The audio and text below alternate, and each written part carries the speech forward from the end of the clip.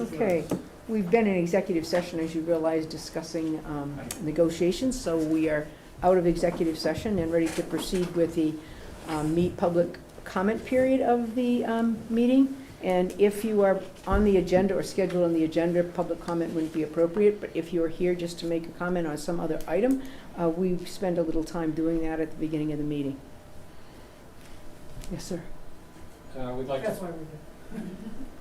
we'd like to comment on the old reservoir dam. Okay, okay. Robert and Teresa Kane. Mhm. I'm just gonna read it. You guys can sit up there. That's okay, they're comfy. Okay. Those chairs are real Just gonna comfy. sit, Well, actually. okay. I don't need to It's sit. fine. Right where you are is perfect. Thank you. I'm gonna read just because I can't speak in a couple of minutes, so. You can do whatever makes you comfortable. So, again, we're here to talk about the decision about the Prince River Reservoir Dam. It's been 41 days since that original discussion. And basically, we're asking that we think there's a need for a public hearing. We agree. A longer conversation We about agree. this with you, not with the state. Okay. Because this really started without all of our knowledge, these are abutters and Mhm. residents with interest. And Old Dam was on the agenda, and none of us know what, we would have been here that night had we known that that's what was gonna be discussed and voted on. We did ask to have this on the agenda, but we think it's a longer discussion, even though it's an agenda item. We did write a public letter to the Barre Mhm. Gazette. At one of your next board meetings on July 21st, there was a quick discussion that said, this is gonna be a long process, there's gonna be opportunities for input. And at that meeting, you asked us to be vigilant, and that's what we're here, we believe that's what we're here to do. Because we're concerned about it taking this long, and we think that, yes, it's gonna take a long time to figure this all out and implement it. But we think it's important for us to have this local discussion first, Mhm. before it's too late. And there are many other examples of towns that have had these decisions. Belchertown and in Sterling about 15 years ago, I don't know if anyone's familiar with that, there was they were asked the same question, whether to fix or to remove dams at the Weeki Reservoir. And they did a hydrology study, they got input. They who? The town of Sterling. Okay.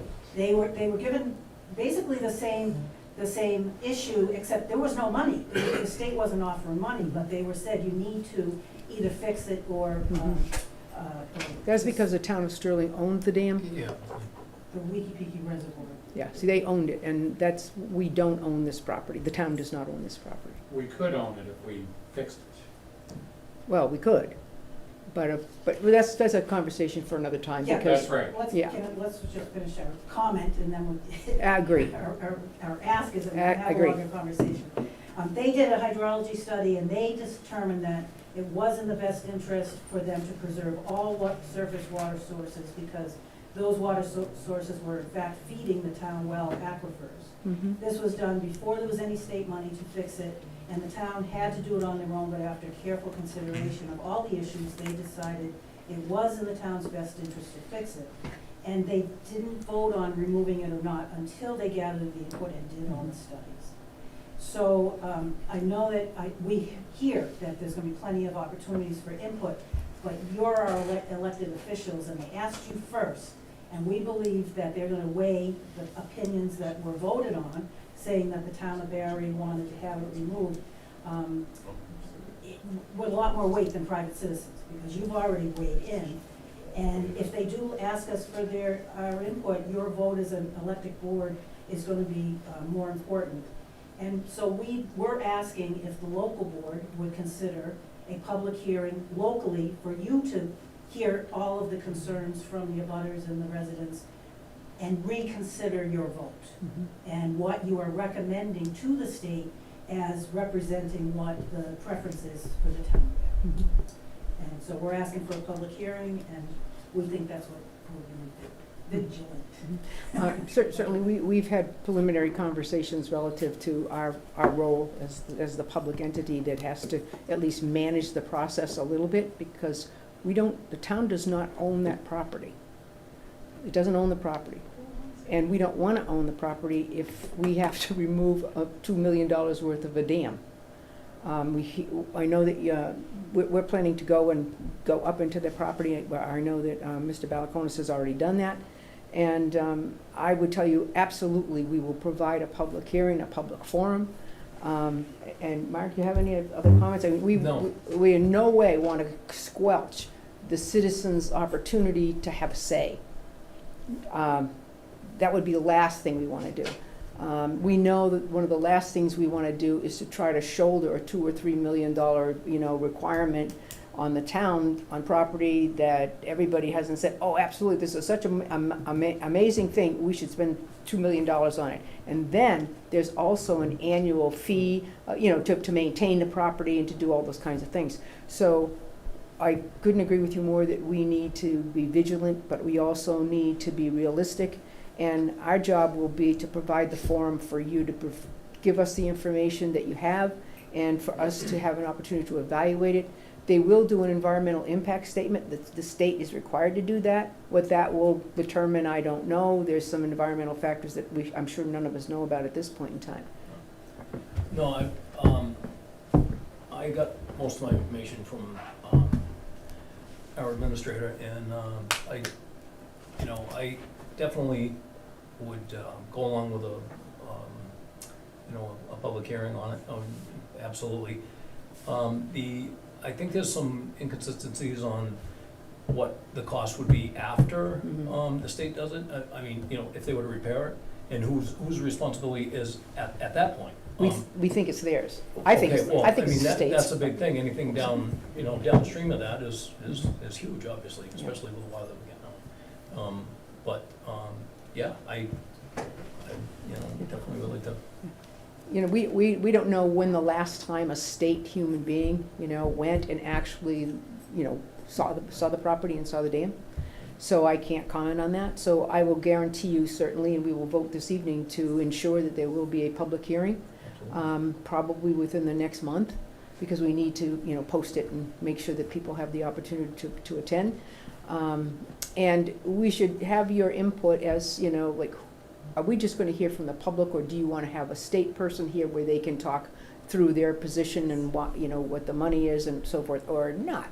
I don't think it needs to be a shouting match and don't want it to be, but I want the opportunity for you to hear the state's perspective. Well, all that information, Maureen, is in the second final report from the state. Yeah. So I mean, I don't know, because it's anywhere between $4,500 and $9,500 a year for maintenance. And that would be the town's. Yeah, and that's doable. Yeah. If it's that much. And from everything that I've heard and read, they are offering to pay To fix for it. any of the three options. And the third option of removing it is 3 times as expensive as fixing it. And they are willing to pay any of the 3. It's just that we have to say what our preference is. Right. And honestly, our concern, I appreciate that there would be a public hearing. Our concern is that they have already gotten your response, they've already gotten your vote, and then so whatever So we say. you'd like us to rescind that vote? Or at least Okay. reconsider it. Okay, I certainly don't have a problem with that. This process is lengthy. Whatever the state decides to do with it, it will be lengthy. It won't be a couple months. But I would like to make certain that I hear your input, so that our vote is predicated on some citizen response that's reasonable. So I would. And in a month, we can have a lot of facts straightened out. Yeah, well, and we can also talk with the state and ensure that their information is accurate and that they've actually been to the site. Because anybody I talk to about the site, everybody has a different fantasy that they talk to me about. When people say, oh, no, Ed Sykes, X number of years ago, they took the spillway out, they did this, they did that. I don't know how true all of that is, but there are people. Well, it is. There's nowhere near the water in there that when it was used as, for what it was used for, up to capacity. Yeah, I've just got a couple questions on procedure. So I watched the select board meeting when this was brought up and voted on, and everybody acknowledged that they had no recollection, no information on this project. Town administrator presented some information that I thought was kind of vague. Numbers are thrown out but never allocated to a cost. The butters are never notified, other boards are never notified at the bottom of this process. So I think that in general, the process was, I guess, Shallow. it was pretty shallow. Okay. It wasn't Not, very thorough. to use a And word that might be And appropriate this in one this caught our situation. attention because it's, it's important to the neighborhood, but in general, moving forward, I would like greater outreach to abutters, property owners. But just to go through some of the things that I thought weren't included in the discussion, which were brought up, are the actual costs on the report that are received from the town administrator. And it's not insignificant that the repair cost would be 1.4 million. The partial removal is 2.4 million. A full removal is 3.3 million. Mhm. So we're talking double the cost to do a full removal as a repair. And the ongoing maintenance costs, not that they're insignificant, but they're not as consequential as the town administrator is making out, because when it was brought up, his comment was, oh, no, you don't want to do that, don't want to do that. It was kind of seemed like it was putting more fear into it than I think it justifies, because is a high hazard, it's 5,000 per inspection, required minimum 2 years. So that's 2,500 a year if the dam is rebuilt to a high hazard standard, which again, that dam has already been breached. The spillway has reduced the water level. So they're considering a high hazard if it was at full capacity, but the current condition would never allow that to be at full capacity. Mhm. So if they're considering a high hazard, but in actuality it's not, and then vegetation control, 1,500 per year, is pretty minimal. Routine inspections, 1,500 per year. And emergency action plan, 7,500, annual estimated is 1,500 per year. And a lot of these I think could be rolled into the overall development costs, so when it's handed off to us, it's more of a management package. And the other consideration too is considering the heavy rain events that we're having, that what kind of storm water management has this been providing that hasn't been accounted for? And is this something that should be looked at to be incorporated into the Barre Falls? Well, from what I understand from the state and the way in which they will proceed with this is that all of that information and all of that footwork supposedly will be done as part of this process. We're not talking about a month-long or a year-long process. We're talking probably a multi-year process that the state will walk through with citizen involvement, et cetera, regardless of the vote that the board took. However, I do understand your concerns about hurrying to that vote, feeling that we were very concerned that we would end up, if we failed to take some action, having the town responsible for that particular area. And we just, financially, that would have been a little difficult for us. So at any rate, certainly, we're happy to do the hearing. We're happy to, make a very, shall we say, deep water approach to this. It's nothing. I don't want to go up there and smash a dam just because we can. We are not dam specialists by any means. No. You know what I mean? Right. And so the concern that, obviously, if you read the report, they view that there's far more water in there than some of you would say is in there. They demonstrate how many properties are in the, shall we say, area if the dam were to fail, and it would, there would be significant damage of property. Right. Some of which is owned maybe by people who are here tonight. I'm not sure. Do you think that the state, CM, could you? fear mongering, do you think the state is trying to get us so frightened about this 7-foot? Dam, you know what? You and I live in the high water. I'm not worried about the dam. But if you're one of the 50 properties that this, Wipe out. okay, that they say would be damaged, I have to worry about them.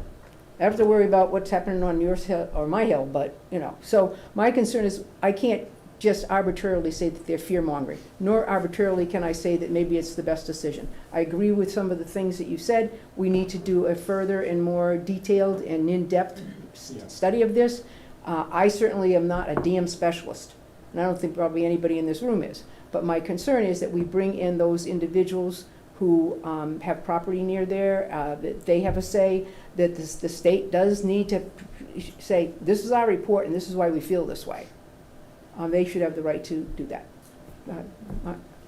Just in consideration of the same timelines of, if I'm not certain if it was the same program, but I think they extended the deadline to September 1st for this program because of the unexpected high volume of requests. So I do believe you have time, if you act on it prior to then, to potentially change your vote, or at least, but the reason I bring this up is they did ask what direction you want them to start in. Mhm. So I do think they will start moving in that direction, and the longer you take to let them know you may think differently, Mhm. the less likely you're gonna be able to change the momentum. Mhm.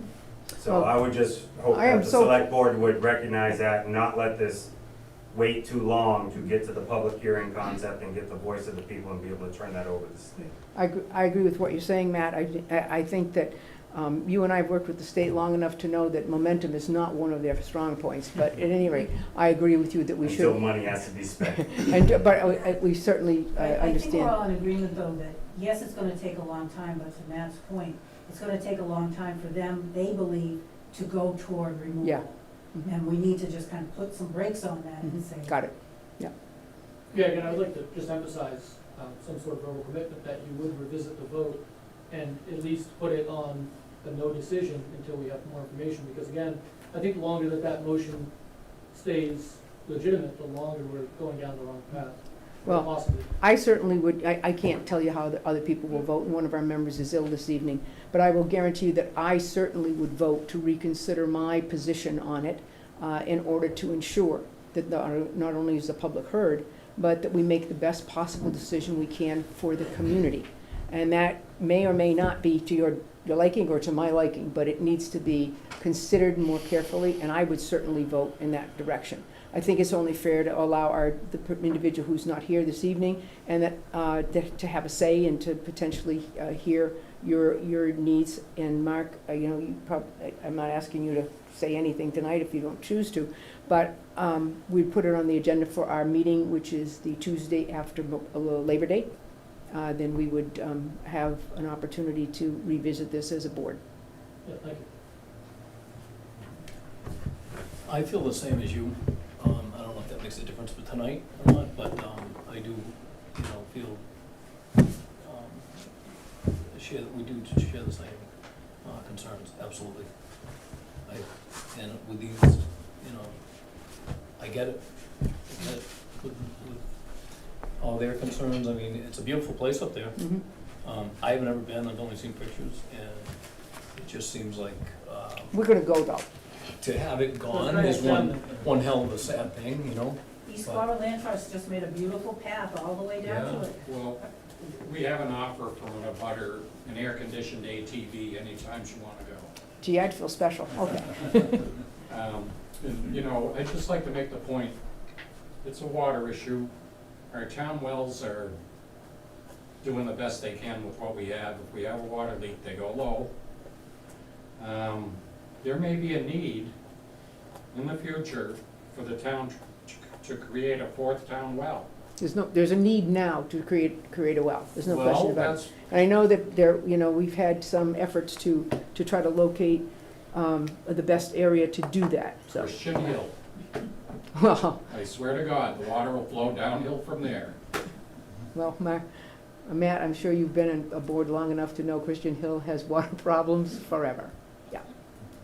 There's a combination of things, but I do think that long-term growth of the water department would probably work better with a development in Christian Hill so it can more efficiently be maintained working downhill with less pumping and Well, pushing. the cost of our pumping is enormous. I mean, we do have an amazing aquifer in that South Barre area. It's an amazing set. That's fed by the Prince River. Yeah, so, It's actually fed by that. That's Yeah. why we need to be on Ever- top of this. ever cautious. The water quality from one side to the other is significantly different. On the ridge of, like Gilbert, iron water is probably cost prohibitive, but on the other side by Hawes Hill, the water quality changes significantly. So Yeah. it is possible that there could be areas around there, if the well was put in, that would have to be explored. But I'm not here for that, but I just want to throw Yeah, that point. well, I mean, but at any rate, so I would suspect, I think the Tuesday after Labor Day, we would make a motion to reconsider. And obviously, I would like to give John the opportunity to be here for that discussion. And I think that we could ask Mr. Balakonis to let the state know that we will be holding a public hearing in the very near future, and probably in September, or, you know, subsequent to our vote on that Tuesday. So we need to give you at least 2 weeks' notice for that and all of that, so we'll take care of that. And maybe we can have a representative from the state here, at least to hear, if not to present. It would be good to have somebody that specializes in these topics. I'm sorry? It would be good to have somebody that specializes in Yes. these topics and understand. Well, that would be our hope. engineering, but the financial aspects. Can I just ask a collect, so the vote after Labor Day would be to reconsider? Well, it'll be brought to the table to reconsider. And then the public hearing, And- and then yes, another. yes. Okay. Well, the public hearing, we'll begin to get our stuff together to get that set up. Thank you. Thank you. Thank you. Thank you for taking the time to be here, and I know we extended our public comment a little long on that one area, but are there other individuals here for public comment on another matter? If not, Sam, I knew I couldn't get away from it. What you got tonight? What did you say the date was on that? I'm gonna take the You said opportunity. the state, the date. Well, it's hard sometimes to people to hear you though, when your back is to them. So if you push, it, yeah, that's probably a better way. So, She referenced September 5th. Well, I'm asking that the selectmen support an existing bylaw, however they need to do it. I think it's your responsibility, if there's a bylaw and it's not followed, you ask the police to follow it, or you instruct the committees to follow it, whatever you need to do. I hope I'm on the right page in that regard. I've noticed that many nights this room is unoccupied, and there's television and video, and there's voice here, and there's computers. I've noticed that the commission, the Water Commission, the DPW Commission, the Sewer Commission, in the month of September and October and November, there are 5 times where they're going to have a meeting, Mhm, and we have this room. mhm. And we have a bylaw that says everybody needs to do this, where we have been very lax. Mhm. So I'm asking this board to direct those committees to be here so we can have transparency. Well, I would say that you're here making a comment that's very much in line with what our meeting is. You see, we have implementation of video meeting tape on the agenda this evening. Oh, man, I'm And- so lucky. And that will be, that's a little later on in the agenda, but we'll be working on that. We have our shall we say, our technicians and stuff that have been working on how we're going to put videotaping in other rooms other than this, so that we make sure that we have access for the public and access for boards that need to meet in a certain spot because their paperwork and so forth is there. I know the planning board and the conservation are upstairs. There's a large area there that we can, looking at for videotaping and so forth. And then we're contemplating potentially the senior center as well. So at any rate, we are. But I would hope that, oftentimes we talk and talk and talk, and it goes into committee. Mhm. And it really never gets definitely resolved, it never Got it. gets tested. So I'm asking that these next meetings for those committees be here. We can talk about all the other committees and how we're gonna do it, and the senior center, we can talk about that, but we have a definite bylaw, and as a citizen, I'm asking that you make sure those organizations, that commission, it's a very important commission, because they take a lot of control away from the select board. Indeed. That commission needs to be here, that's it. Okay. So, you know what, and they say on Star Trek, the chief says something, and he says, make it so. So I thought superintendents did that. So I'm saying, make it so. Make it so. Thank you, Sam. Thanks, Sam. Senator Brewer is here, and he is here as a representative of the charitable foundation, the Barre Savings Charitable Foundation, I believe has some checks. I do. for How are you, some- sir? How are you? Long time no see. About 40 years. Is it 40 years? now? Yeah. You're still scamming the public, huh? Yeah, I sure am. Sorry. I've known him, it's okay. Okay. So anyway, sorry for barging in. I just got back from the Logan shuttle, I haven't seen my wife in 12 days. I know the baby's more important than you. It is indeed, it is indeed. So anyway, Mark and I have been chatting. So the Barre Savings Charitable Foundation, if you guys haven't heard about it, gives out money. We've given out $600,000 in the last almost 7 years, and we intend to give out more. Every year we spend the interest on the account that Fidelity Bank, when they merged with Barre Savings Bank, established. So, matter of fact, the people that were just here, Bob Kane and his wife, the Paula Center, we just gave them, I think, $3,000. So we do a lot of good things for Princeton, for Paxton, for Barre, and for the Quabbin regional towns, because Barre Savings Bank was part of that. So tonight's awards, Barre Plains Common. If you haven't seen Barre Plains Common, it looks great. And sometimes these things require one person to take the bull by the horns and to get the job done. And Charlotte Giroux, retired teacher at Quabbin Regional High School, did that. And what we do is we pass the money through the town. The town has always honored the commitment that it will go to the entities that we have. So this is a check for $3,000 for that. The project is pretty well done now, and it looks good. On each of the four corners are monuments to veterans that were killed in World War II, and they should never be forgotten. And so that's a good thing. Superintendent Marshall, excuse me, Chairwoman Marshall, my friend Maureen, and she's on the Barre Savings Charitable Foundation as well. The second one is for the 9/11 Memorial, and it's coming along quite nicely. And again, I know there's a committee, but it's one person that has been maniacal, dedicated for that, and that's Dennis Fleming. And this is a check for $5,000 to help do that project. And the third thing, because those of us that are old enough to know when we had the Barre 200th anniversary, from what we recall, in that regard, I don't usually go to town meetings anymore unless I've got a big check to present, because I become the piñata if I'm there. And so we leave it to the Board of Selectmen to be the piñatas and for the Finance Committee.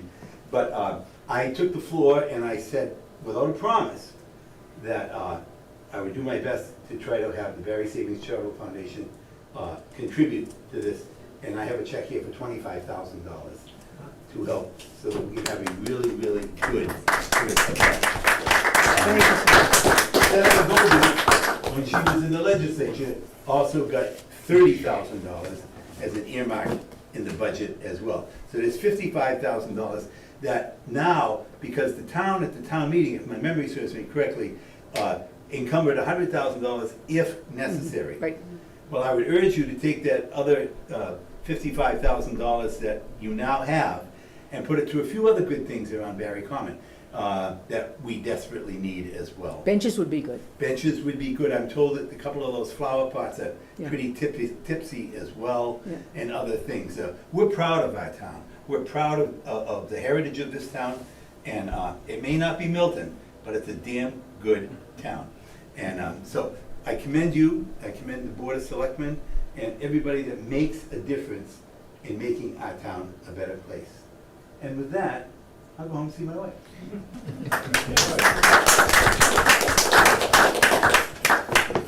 I believe we have some additional money for the Barre Plains Common that we're going to talk about under old Okay. business tonight. Thank you. Thank you, thanks. Bye-bye. Okay, I think we're ready to start things like approval of meeting minutes. I know that John isn't here, and were you not here at one of these meetings, Two of the meetings, actually. two of the meetings? Yeah. That are, we may move to do the meeting minutes at our next meeting, I think Got it. when John is here, Yes. so that we will So the meeting minutes will be, going to have a motion to do meeting minutes at our next scheduled meeting. Yeah, I move to approve meeting minutes at our next meeting for the July 18th and the July 24th, 2023 meeting minutes. I'll second the motion. Those in favor? Aye. Aye. Okay, we'll be doing meeting minutes at a later date.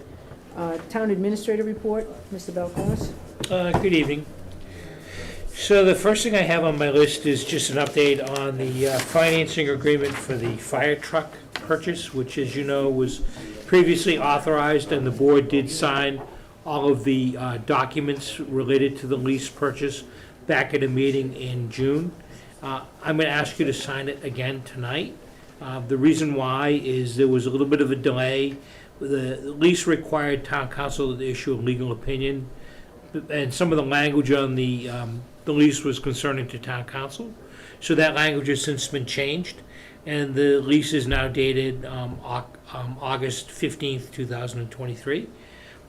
It does not require a vote of the board, but I want you to be aware of it, and I will ask you to sign it in your packet this evening. The delay didn't cost the town any money. I went through, and despite the fact that interest rates are increasing everywhere, it's going to cost us about $36 less per year under the new arrangement. It's a 7-year borrowing. The total amount that we're going to lease finance is $710,710,414, and then the interest payments total about $183,500. The first payment is not due in fiscal year 2023. It's due at the end of fiscal year 2025. So just the board needs to be aware of that when the budget is being put together a year from now, that the first payment is due on 6/1/2025, and we'll leave notes for the TA to be able to do that. So any questions about that? I just wanted you to be aware of the fact that the documents here, you don't need to sign them right now, but there's really no changes in it. The second thing they have on my list is, you probably noted the sign out front. We have a brand new sign that was probably about 4 years in the making, but it has been done. I just want you to be aware of it. We received in the Selectman's office a petition from some citizens concerning the repaving of Old Hardwick Road. I did forward it to the DPW. They want it or they don't want it? They do want it. Okay. So 40 residents, I'll give you a copy of it. It's terrible condition. 40 residents signed. I did give the DPW director a copy of it, and I asked him to put it on the next agenda so that the public can be aware of what his plans are for doing that work. So I just wanted you to be aware of it. It's not often that we get I it. don't believe that that's on the recommended paving list for I think this year. he said that there's some drainage work that needs to be done up in that area, so that's probably part of the reason as to why he's been delayed. But I think if that's conveyed to the residents, they certainly will have a better understanding of the fact that they're just not simply being ignored. Yeah. We had a flooding incident, Madam Chair, as you know, back in July here in Town Hall. We had some of that heavy rain, and the basement floor in the area of the town clerk's office did have some water damage. Some materials were damaged in her office, and we discovered that we have a lot of junk stored in the basement of the building. I would say junk is a... So I've given, I've contacted the departments, and I told them that any items that are surplus and of value need to be removed by the end of this month, and that anything that's not removed, we will dispose of and hire a rubbish handler to get rid of it. I've also talked to an electronic recycler who's willing to come in and remove the electronic items that are there at no cost, and also remove the hard drives and any of the items. So the last thing is, I did speak with some of the employees, and they were concerned about air quality testing after the flooding incident. I think it's a good idea. So I just want to run that through the board and get your approval that I'll contact someone about going ahead and making sure that we haven't got any increase of air quality problems down there as a result of the flooding. Well, I think we know that a lot of the rugs and so forth that are there in the town clerk's office were damaged significantly in that rainstorm, and unless they're going to have to be removed and replaced, I would suspect. And once we can get some of those rooms cleaned out, which are filled with so much stuff, it'll be nice for them, better for them down there. It'll be nice to have some storage space that's good, and not just filled with stuff that people have And cleaned out. we did, have a kind of a come to the Lord with understanding that all of the records that they spent lots of time, money, and effort putting together in a very specific area with all the water pipes above them, they have to be digitized. Yep. And I know that it's gonna cost about $75,000 to do that. There are some that by law can't be digitized, they must be kept as they are in paper, but we really need to get that process going, because anytime, the building could have been damaged even more significantly, and we could have lost some of all the work that was done in that and all the records that were there. We've since made some changes to the outside of the building. Right, We've cut down some of the vegetation, we've reconnected drain pipes that were disconnected. yeah. We've put extenders on different things, but it's getting dark out there as we speak. Let's hope we don't get any water in there today. Well, the thing that's concerning is that in our community, we have some very impressive buildings that nobody takes care of, because we don't have a plant and facilities department that has the responsibility for taking care of. For example, it's, 10 o'clock at night and Friday, and I'm saying, wow, it is really bad. I called the town clerk and I said, I know you have problems in that office. She said, I think we better go down to the building. So 10 o'clock, I don't have anybody to call. And trust me, I'm probably the last person who's going to know what to do when we get there. So we get there, the town clerk and myself. Fortunately, her husband came with her, and we're a foot of water in the basement. The sump pump's not working, so that you have to go down like a ladder and blah blah blah. So we got that working, and I didn't know if I hoped it was sufficient to do the job. I did text the DPW employees, but they were all out on the roads. They were, everything was washed out and so forth. And so that's bad. On Christmas Eve at 1 o'clock in the morning, the alarm goes off in the library saying that there's a water leak. And I go, uh-oh. I say to my husband, you have to come with me. We're down there, and the water is pouring out of the ceiling, okay, in the children's library. And there's nobody I can call. It's not like I'm used to at the Quabbin Regional School District where there's a team. And I pick up the phone and I say, blah, blah, blah, and there's a person for this, a person for that, take care of those schools. And I worry that we don't have a person or a company or something that can help us manage our buildings. And they're beautiful buildings. But if you're depending on Maureen on Christmas Eve to be the one down there to, get but the fire department came, that was great, DPW came, and, I will say DPW, they were the first ones there after I arrived, and I literally came out of there with whatever tools they had, got up into the ceilings, did their thing. If it hadn't been for them, then of course R.J. McDonald was just so excited to come to that call at 2 in the morning, and we have nothing but problems with circulator pumps and HVAC systems at all of our buildings. They're old, they really need to be, retooled, and so we need to really consider ways in which we can manage that. And I know it's gonna cost a little money, but people say, well, the town will never pay for that. I say, I just disagree. I really think they care about this stuff, and they're not thinking, gee, I bet Maureen just wants more pipes. I bet she just wants a new boiler. I don't think they'll say that. They used to say stuff like that at school, but I just don't think they'll say that. So at any rate, just to bring that up, I thank you for following up on that. We did do, and that's how we found some of this junk, and I said, what is all this junk? And so they did accuse me at one time of throwing away the New Braintree records. Not true. We did have a dumpster and we were throwing records out. We did clean 3rd floor one time. We are going to clean some of the stuff out that's in the old youth area to try to make some area for a meeting room. So we have lots to do, but good help and It's a start. It's a start. It's a start, and then I think at some point the town might want to consider whether it brings in someone more than a custodian, Yeah. superintendent or something, that would be able to address all of the buildings. Yeah. And then I think ultimately this building needs some type of facilities plan to kind of get together and understand what the priorities are and what the costs are. Yeah. And then determine whether we're going to issue a bond or we're going to fund these things on a yearly basis. But I think just kind of waiting for the next problem to happen, as you know, is probably not the best solution. Yeah. That being said, I guess, thank you. What else do you have for us tonight? That's it. Okay.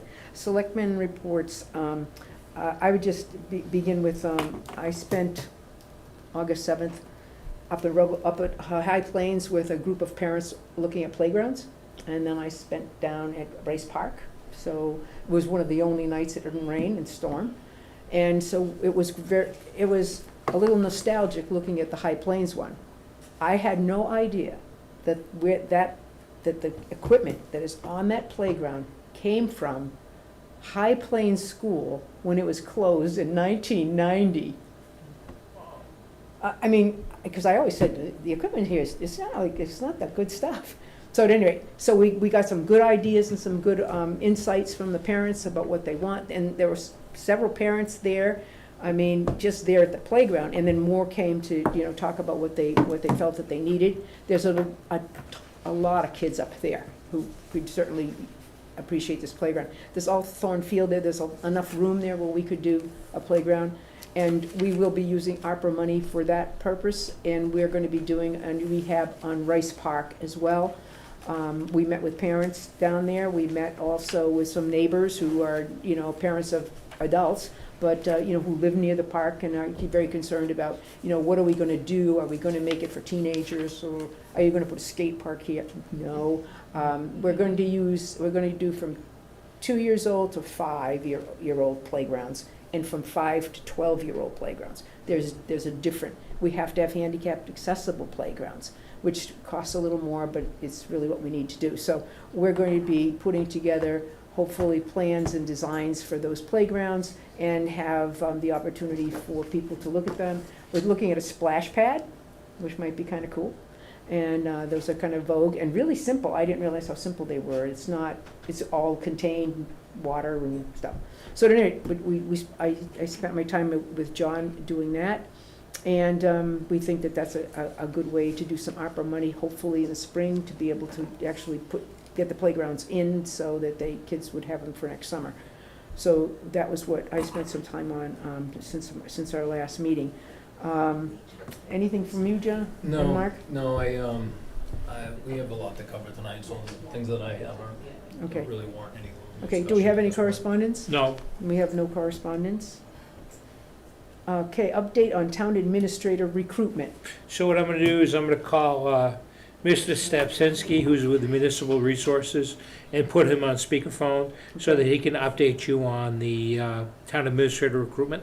Just to let you know, preface this, that this gentleman has worked to get applicants for the position of town administrator, and he is going to update us on where he's at in the process. Hello, Hello.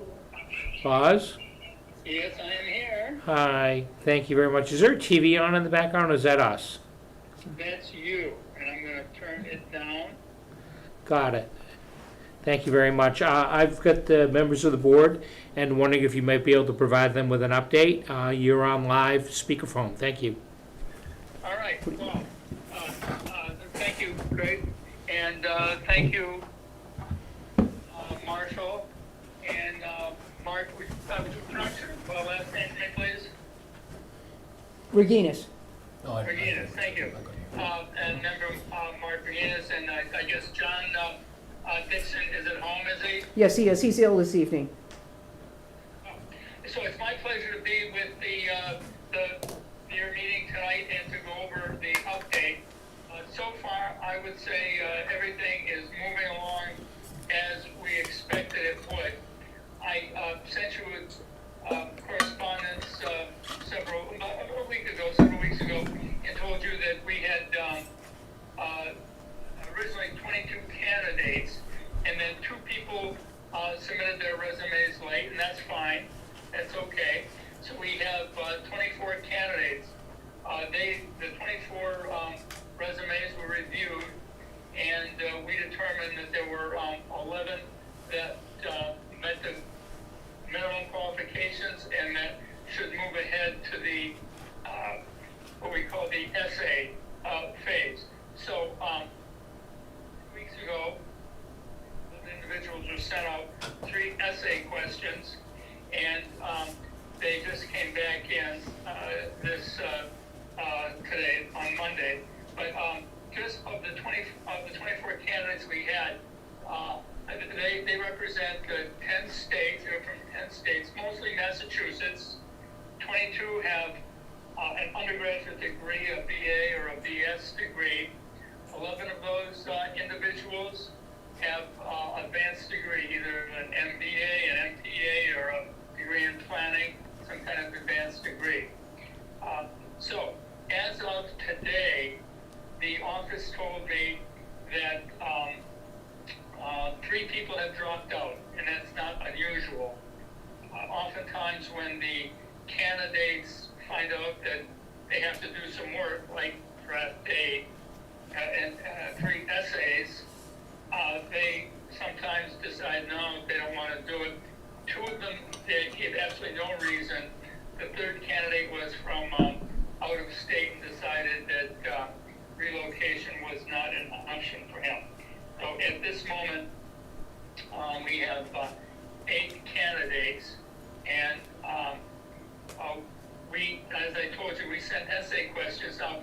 When we do the essay questions, we try to look at the community and to determine what the what you might want to hear about. So one of the questions is about an onboarding plan. How would they design their best or their best onboarding plan with you folks and with the community? And then another question was how to deal with conflict. How do they deal with conflict management and conflict resolution? And we asked them to talk about that and with examples. And then the third is has to do with budgets. We want to know what their experience is with budget preparation and budget execution, budget presentation to select board, to finance committees, to a town meeting. So we asked that they limit it to 2 pages, pretty much double spaced each question, and we will be reviewing those for the next several weeks. We will also be doing phone calls, phone interviews with the candidates to determine their seriousness for the position and to delve into their background a little bit so that there are no surprises. One of the questions we ask all of the candidates is, if we were to Google you, what will we find out? Is there something you want to tell us before we see it in a Google search? And you'd be surprised. I think today you know how social media is all around us, and there's quite a bit on there. Sometimes it's real, sometimes it's not. So we give them an opportunity to tell us what we may find on a Google search of them. And when we do a Google search, I don't do it. We have office folks who are expert in that area, and they will do I suppose you could say, a deep dive, and we'll look at if they have a Facebook account. LinkedIn is usually pretty vanilla, but oftentimes there's some very, how do you say, interesting things that pop up on people's Facebook pages. And we will have a report on their background. We'll also, we don't at this stage, we don't do a deep reference check, but oftentimes we can do some checking of some references if we don't know the candidates.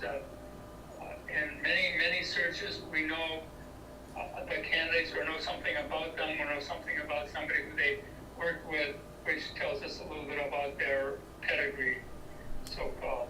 So we're at that stage now, reviewing the essays, we'll start the phone interviews in a week or 2, and then our plan is to provide the board with what we'll call the finalists on Friday, September 15th.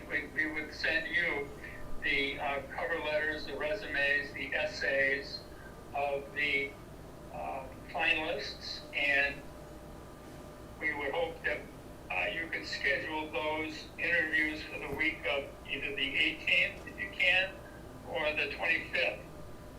Our goal is to have this wrapped up in September, or very, very early October, so that the new town administrator could start perhaps mid to late October or early November. That's the time frame that we have, and I can answer any questions that you may have now, or I have a few more things to say. Would you want me to go through my outline a little bit more? Yes, please. Okay, so with regard to the finalist interviews, they're in public. They're on, if you're meeting, they're on cable TV, and we will provide you, through Greg, a list of questions. And we suggest that you review those questions. Actually, there's 30 to 40 interview questions that we provide our clients. And you can pick out questions from that group to ask the candidates. And we suggest that the interviews last about an hour, maybe an hour and 5 minutes, depending. And that everybody asks the same basic questions. So, for instance, the chair, if you want to ask about a question about their capital budget, have you ever produced, have you worked on a capital improvement plan? And Mark, you could ask a question about, I don't know, some of the things, a finance committee kind of question, if you like, and John the same. So we suggest you ask the candidates basically the same questions, and typically with a 3-member select board, you'll have an opportunity to ask 3 questions. And it's fair game to ask them something about their resume. For instance, you may want to know why they were in this town for that length of time, or if you tell us about something in your essay, we like the response, or we didn't quite understand the response that you gave to conflict management. Would you elaborate on that particular situation? And a good interviewer will be prepared to address those kinds of questions about their resume, about their background, about their essays, and so we will assist you with at the interview and with the essay questions, and then at the meeting, we like that if you can do these in 1 or 2 nights. At the end, we ask the board to deliberate. Do not wait. Some communities, some select boards like to ponder for a week, and then a crisis comes up, and then it's 2 weeks they're pondering. Candidates are looking. Candidates are on the hunt. So if they have an offer, or if they have something going on in another search that they're involved in, they'll jump at that, and you may be left with somebody you really like, but because it lingered for a week to 10 days to 2 weeks, or they went off and took another job. So that's just a cautionary note. There's a number of openings now, and there are more coming, so there's plenty of opportunity for upward movement for professionals in the municipal management field. Chair, I'm happy to answer any questions you have at this time. I have none. Mark? I was just curious, how many finalists were you looking to receive? Well, I think they're thinking 8, because they had 11 and 3 have dropped out, so it looks like after they do a little more due diligence, they'll be the maximum of 8 and maybe fewer. I'm not sure. Yeah, there'll be the maximum of 8. Once we review the essays, we may find that the candidates just don't meet our standard. They just don't have don't have the mustard to make the job. So some people get eliminated at that stage. What I'm really looking for is how many people you actually want to interview. sometimes the board only tells us, well, we only want to interview 3. Sometimes they say, well, we'll do 4. 5 is a bit much, but we're happy to provide you with as many finalists as you have time to interview. Buzz, this is Greg. My experience is that 4 is kind of the sweet spot for candidates, and the reason why I say that is oftentimes when you have 3 candidates, one of them will develop cold feet just prior to the final interview, leaving the board with only 2 candidates to make a decision by. So I think somewhere, whether it's 4 or 5, I don't know, but certainly more than 3, because I've seen that happen too many times. That is good advice. Certainly, more than 3. The last thing we want you to do is have 2 finalists. We like to have, have you have at least 3, and sometimes that dictates that you have to have 4 to interview. And I think there'll be 4 folks in this group that will be qualified to take on this position. Buzz, out of the 8 that we have right now, is there anybody that is local to us within reason? There are, with those, again, keeping confidence and naming names, there are people from your general area. Okay, yeah, That way. that's basically what I want. There's some folks that might have to move. Okay. And that's part of the, decision they have to make in their life. Some people would have to move, other people would, they may end up driving, an hour, to work. So basically, they're in the general area, but I think there's at least one person I know that would, that has an out-of-state address, so I'm assuming that person would have to move. Yep. I'm just curious, what's from top to bottom, what is the age range that we have? No, it's Just- not really appropriate that we ask that. Oh, it's not, I'm just curious, so, is it a? Well, it's age discrimination thing, we shouldn't be considering the age. Yeah, you really have to be careful about the age. Not that, I'm not wasn't looking for decisions, I'm just curious, what typically, for these jobs, what do you find for, like, an age, group? I don't know if it's, typical for people that are right out of college, or, you know what I mean? That's what I'm asking. Yes, I think, put it that way, one of the problems that small communities have Yep, in Massachusetts is that they oftentimes are starter jobs for professionals, and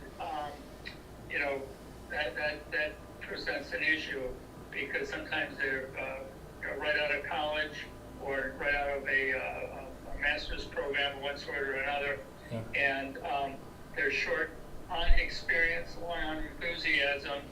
So that's a problem, not only for your community, but we see that in a number of communities in central and western Massachusetts. Mhm. So, anyway, so I think there's a good array of folks in this group, a good array of ages from what I can see just from reading the resumes. Yeah.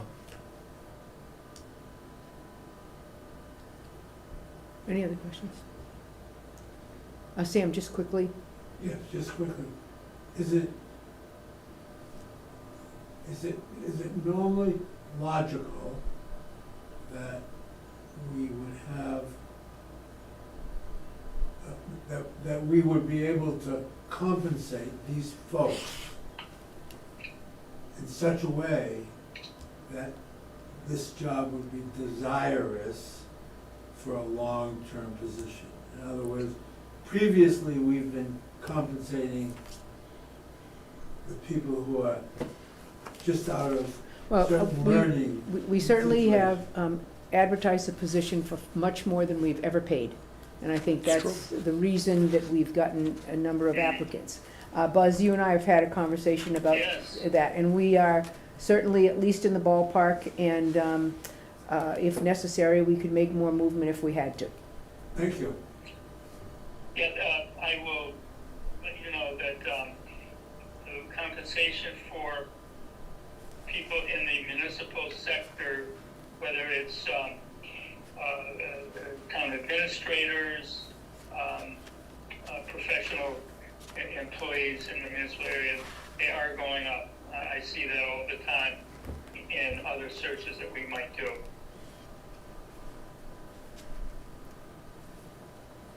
Buzz, have you got anything else to add? No, I do not. I'm happy to answer any questions. Well, we have another, Matt, Just what did we advertise the position at? 110, I think. 103 was the appropriation at town meeting. At 103. Okay, we good? Yeah. Buzz, thank you very, very much. Appreciate your help, and we look forward to hearing more from you is it right after Labor Day. Yes, so think about what the week of, September 18th looks like for you folks. And whether you can set aside one night or two, but, one thing. Now, some communities do these interviews perhaps on a Saturday morning, if that works for you folks. I'm just offering that. If folks are busy and that sort of thing, oftentimes candidates can make themselves available, and if you can, on a Saturday morning. So that's another alternative if a weeknight gets a little, if scheduling something on a weeknight gets a little too busy for you folks. Okay, we'll keep that in mind. All right, thank you. Thank you, Buzz, very much. Appreciate your help. Yes, I'll be in touch. Good working with you folks. Thank Okay, you. Thank you. Thank you. Bye. Bye. Thank you. Okay, moving on. Let's go. Just quick call. And it didn't need it. Once he starts presenting the finalists, that's open meeting, right? Because Yes. that's Yeah. that next step, okay. Yeah. Public session, their resumes are a public record. Interviews would be in the public. And so the candidates will be told by the consultant in advance that it's a public meeting and a public session. And I would suspect we would be here and it would be, on TV for people. Okay, I think we do have, anything else, Town Administrator? No, Okay. that fills my plate for tonight. I know why you're here and you just missed it. I know, and I'm sorry. No, don't be sorry. I was at Pat Seabroyce's funeral. Oh. In Wake, and I tried to get here, and I'm so sorry. But, and that's the one thing I am here for, because I grew up here. Yeah. In that street, along with the Seabroyce's, Pimento, so on and so forth. And I just, why are they even thinking of doing that? Well- People still use it? Yeah, well, we're gonna be having, a public hearing on it and involve people in giving testimony and information. So Okay. you really didn't miss the crux of where we're Okay. going. What you missed is people yelling at me, no, asking me to do a better job. And so I'm seeking to do Well, I'm sure it that. has nothing to do with your job, as whoever the idiots are that brought it up. Well, but the state has a responsibility to try to safeguard property, and so we all understand that, we have a lot to talk about, and Really? we're very interested to Yeah. hear what people say. Okay, well, we know ahead of time a lot, and Yes, we will. We think we will be having some previous discussions on the 5th, which is right after Labor Day, and we'll be setting a time for okay, so the public 5th hearing. here at the 6:30?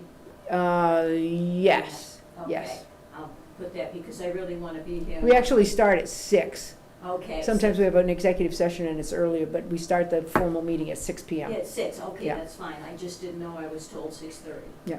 So, I will definitely, and I am sorry I'm late, but Oh. I had to be there for Yeah, that. absolutely. And I I understand. I didn't even get any eats, I just left, Okay, because I really wanted to, Yeah. and I knew you'd know why I was here. I did know why you were here. Yes, yeah. I was surprised you were late even, but now I understand Yes, now why. you know, yeah. Yeah. Yeah. Thanks very much. Yeah, no, it's, Okay, I think, Joe, you're here for why don't we do you before we do fuel bills, just because you've been so patient to sit here and wait. You're looking to approve a new assistant youth librarian position and job description. The only question I have is, has this position been budgeted previous? So I rearranged our budget for this year, so I'm actually. So the trustees and you guys have They have moved, approved it. you, Yeah, so they have we approved moved it and our- you have the funding within your budget? Correct, yeah, so it Okay. doesn't change the bottom line for fiscal '24. Gotcha. Okay, so the trustees have, approved the job description that you're presenting, and do you want to make a few comments about the position? No, I'm just here, if you. In case we had questions? Yeah. Oh, I just want to say while you are here, my congratulations and thanks for all you're doing with the, especially the little ones, Thank you. on Saturday mornings, and the number of events and so forth. I mean, I guess I'm agog when I go through town in Saturday morning. The kids are everywhere Yeah. doing productive things, and I hear so many good things. I've never seen the library parking lot, and I go by there a lot, as full as it is now. And I really thank you. You've done a Herculean job. You've done a wonderful job to bring the library out of that COVID piece, where, Yes. we really weren't open, and so on and so forth. Yeah, and that's why I'm looking to kind of create this position. I because understand. It's a lot for one person, Yes, it is. and to split it up, I'm actually taking some hours of kind of moving things around Yeah. from the children's librarian position and from elsewhere to, To fund it. They'll both be at 25 hours a week, which will Okay. increase the amount of hours that we can spend serving that Yeah, community. well, So, thank you. kudos and great job, great job. I mean, I kind of keep track of it all, and it's just kind of amazing to me, kind of amazing. And thanks for letting us use the, Allen Hall to meet. Oh, yeah. Anyone else have questions on the position? Would we have a motion to approve the new assistant youth librarian position and job description? Yeah, I move to approve the new assistant youth librarian position and job description. I would second that motion. Those in favor? Aye. Aye. And again, with our thanks. Great. Thank you all very much, appreciate it. Okay, Thank you for being now here. we'll do something as dull as fuel and heating oil bid award contract signing. Okay, Mr. Delaconis, what do we got for that? So we participated in the regional bid that was put out by the Central Mass Regional Planning Commission. Yes? And there are bids for diesel fuel. The recommendation will be to Dennis K. Burke at a margin price of 85 cents per gallon.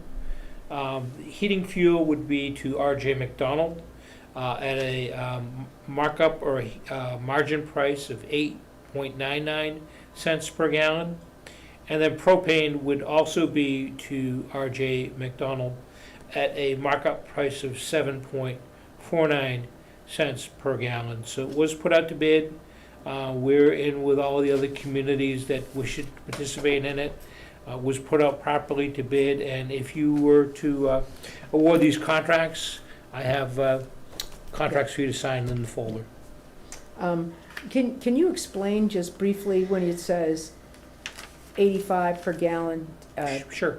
what that means? What is the real? Yeah, so it's based on the wholesale price. Right. And in this case, fuel oil, diesel, and gas are based on what's called the New York Harbor wholesale Right. price. Mhm.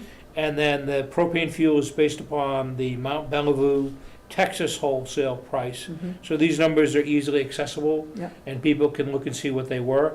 The market is too volatile to go out and secure a fixed rate, Right. and would not encourage bidders and competition. So this was thought of when the bids were put out, is that we do it on the basis of a margin or a markup, and that's what we Okay. ended up getting bids for. So volatility still lives on certainly fuel markets. Absolutely.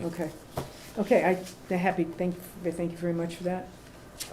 Moving on, so we will approve that. We need a motion to approve the heating oil bid contracts as bid and presented this evening. I move to approve the diesel fuel, heating oil, and propane contracts as presented this evening. I will second that motion. Those in favor? Aye. Aye. We took care of that. designating treasurer Jake Voelker as tax title custodian, and we would need a vote for that. We do. That is wonderful to hear. We think we have a couple properties, the one on West Street being one. Sam's not listening to me on this one, but he would be happy to hear it. We do need a tax title custodian, and I would seek a motion to designate treasurer Jake Voelker to assume the position of tax title custodian. I move to designate Treasurer Jake Voelker as tax title Which custodian. property is this, by the way? The one right across from Mr. Anders. Yeah. Oh, he'll be so happy. We're this close, we're this close. He's so happy. I know, He'll we're, be so happy. we've been in court for a long time with that No, one. he'll be so happy for We have motion made, seconded, that, those in another favor? thing. Aye. Yeah, I know, so we're just happy to do that one. Okay, we have Mr. Iandoli. Should we wait till the end of the meeting with him? I think it's probably a good Because idea. he's 3 hours earlier Yeah, I than think we it's are probably, anyway. that's probably a good idea. Okay, so we'll do that one a little later. Request to use town property, Next Step Studio Performing Arts, for a boot drive. They've done the paperwork that's necessary and required, and we would need a vote to authorize their use of town property for the Next Step Studio of Performing Arts boot drive, which allows them to be in the highway for an hour or so on some designated time, collecting money for their particular agency.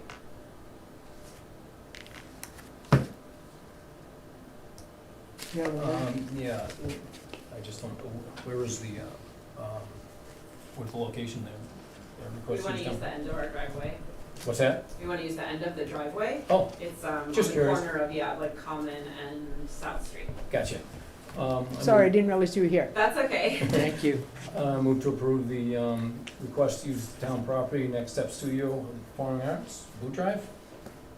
We have a motion made, and I'll second that. Those in favor? Aye. Aye. Okay, it's approved. Good luck. Thanks for coming Could in. you repeat the date for us? Oh, there's 3 dates, I think, October 20. 7th, 14th, and January 6th. Thank you. You're brave. Yeah, Yeah. well, you know. Thank you so much. Thank you. Appreciate it. Thanks. Okay, special events application for the Barre Awesome Ride. That is a special event that has produced all the paperwork necessary, dots all the i's and all of that kind of stuff, and we need, for description, thank you for, special event permitted, so I read exactly what it is. A special event for electronic permits, let's see, applying for a permit, what next, fill in all your applicant stuff, which they did do. I don't know exactly what it is they do, Bike ride. just a bike ride. Yep. Is it the one that's out, it's not on the roads, it's out in the trails, correct? They have to cross the roads. Yeah, but it's on the trails. So I look at the name and I see it's NEMBA. Yeah. It's the New England Mountain Bike Yeah. Association. So it's Smart on, enough to know that acronym. it's on those new trails. Yep. Okay, got it. Same one they did last year. We need a motion to approve the special event. Yeah, I move to approve the special event, Barre Awesome Rides. I would second that, and that's the New England Mountain Bike Association will be putting that ride on. And those in favor? Aye. Okay. Okay, so we have a one-day special liquor license from Milk Room Brewery that would be at the Barre Awesome Ride Group. It would be, hopefully before, after they ride, hopefully. They have, all of these special notifications, and we have all of the paperwork for them. Yeah, all the paperwork is submitted. Those in favor, we need a motion, Mark? Yeah, I'm making you really work hard tonight. yeah, I'm a little bit confused. Move to approve the Yeah, it's one-day special liquor license for Milk Room Brewing Company. Yep. Barre Awesome Ride. We have a motion made, I'll second it, and those in favor? Aye. Aye. Okay, then we have the 250th anniversary Stony Creek Corporation and Pyrotechnics Fireworks Incorporated. They have an agreement and they have an invoice for us to approve. Greg, do you want to walk us through? So there's two. Madam Chair, as you pointed out, the first is the Stony Creek Fife and Drum Corps. So they're willing to provide their services for a donation in the amount of $1,500 on the date of September 21st, 2024. Yeah. And then the second one is for Pyrotechnico Fireworks Incorporated from Jaffrey, New Hampshire. They'll provide a fireworks display on the 21st of September with a rain date of September 22nd, 2024. Their agreement is here, and we need to provide a deposit in the amount of $7,500. The total cost of the fireworks display would be $25,000, again in concert with the 250th anniversary. I know that they had hoped to be able to have the pyrotechnics part of the celebrations in September of 2024. Obviously, a very dry summer will make that impossible, but we have to just, I don't know if there's an insurance thing that we pay X, and if we're not able to do it, do we get a return date, you know? That's a good question. We will review that before we release any agreements, and we'll have our legal counsel take a look at Yeah.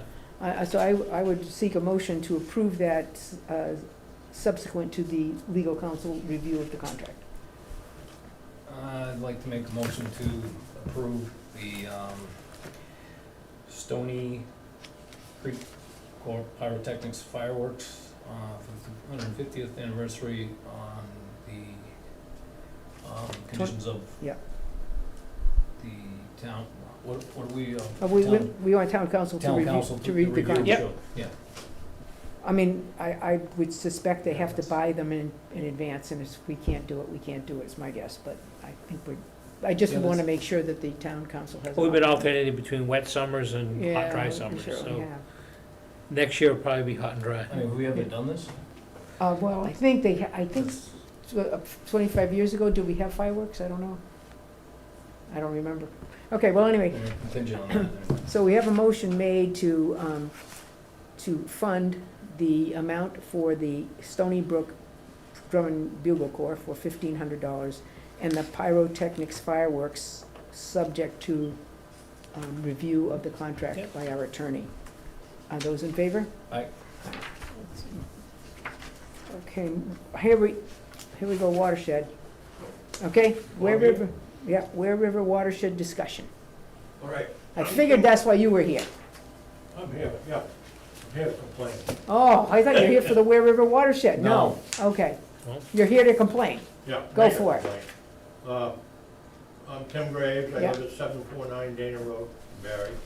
I'm here to complain about water runoff from town roads into Silverbrook, which drops into Carter Pond, which is right over the Peter Sam town line. Mm-hmm. There's so many nutrients going in there that Carter Pond's always been a fishing club, and you can't row the boats. There's so many lily pads Yeah. because of the nutrients. And I'd like to see if the town couldn't help to alleviate the problem with some simple fixes, mostly on Silverbrook Road. It's a dirt road, and Old Dana Road. And I wonder if we could get a meeting together, go out there, look at it, see what we can do to fix it. Well, would this be something that the Conservation Commission might work with us on? What's that? Would this be something the Conservation Commission? Conservation knows about it, conservation has done nothing about it. Okay, There's been 3 culverts put in that brook with no knowledge of conservation, no paperwork, no nothing. by the state or by the town? Town. Town, okay. Who did that? Who Town. did that? The town did it. The town, Yeah. DPW? That's a cold water stream that's supposed to be, it's supposed to go through DEP and everything. Yes. Go through conservation, nothing, that wasn't done. Okay, But I'd like to get the silt problem cleaned up if we can. okay. Well, I would say that it would be important for the selectmen to contact conservation and jointly attend to the problem, because I don't Yeah. think the selectmen, without the conservation commission's help and encouragement, would do much good. Anything, any way we can make it. Okay, now, can I count on you, Tim, that if I need an escort to find this thing, and yet you'll show me Yeah. where? I mean, Yeah. I know in my head where you're telling me, but I'd Yeah. like to be able to look at the culverts. Pond, I've been over there for 50 years Yeah. with them people. Okay, And right now, the water that goes over the dam going out of there, yeah, it smells like, almost like an ammonia Hmm. coming over. So there's too much soap going down the Oh. road. okay, And a couple of quick fixes, I think, could alleviate a lot of the problem. okay. And I definitely will talk with DPW about it and conservation, and we can contact you and maybe do an on-site. Yeah, anytime. Okay. Yeah. Well, that's not a big complaint. I mean, that's not a big complaint. I'm glad you came. It should be dealt with, Yeah, okay. right. Sandy, I know you are taking minutes with your leg up after your surgery, but would you just please make a note of that we would agree that we would be meeting with conservation or talking with conservation about the problem that Mr. Graves has brought to our attention? Thank you. Okay, I thought you were here for Ware River watershed discussion. Do we? He was going to call in, and I contacted him, so I would ask you just hold on that discussion Okay, until I until hear you- back from him. Sounds good. And I know we can do the approval of invoices for Spring Hill Fiber Extension Project, which is the cabling up there on Spring Hill Road. Right, so we had a project that was previously approved by the board. The total project cost is outlined in the memo that I gave you, which was $122,000 even. There are certain costs that we need to pay to ensure that the project is completed. Those would be a payment to Verizon for pole replacements in the amount of $15,819.24. National Grid make-ready work and pole relocations, $16,887. And then a third-party pole placements, which is Phoenix Engineering, $17,250. Those are the construction costs. Those are the make-ready costs. And then the construction costs, we have an unpaid invoice from Matrix Engineering, which has been our project manager, in the amount of $12,305. The total cost of all of those invoices total $62,261.54. And again, I say, highway robbery by people who are, running monopolies. But anyway, I don't think we have any recourse but to pay the bills. Yeah, Matrix has been working on our behalf, and Yes. thank God we have them to kind of organize all of this stuff. Yeah. And I would say that I know that we have, put aside a good deal of money in ARPA to try to extend broadband, and this was an area of the town that had no broadband access. And so, while it's more expensive than we thought, I certainly would seek a motion to approve the payment of $62,260 to complete the work up on Spring Hill Road for the extension of broadband. I move to approve the invoices for our Spring Hill Fiber Extension Project in the amount of $62,000, I didn't read it right, $62,261.54. 261.54. I would second that motion, and those in favor? Aye. Aye. One thing I would just like to disclose at the meeting at this time, Mark does live on Spring Hill Road.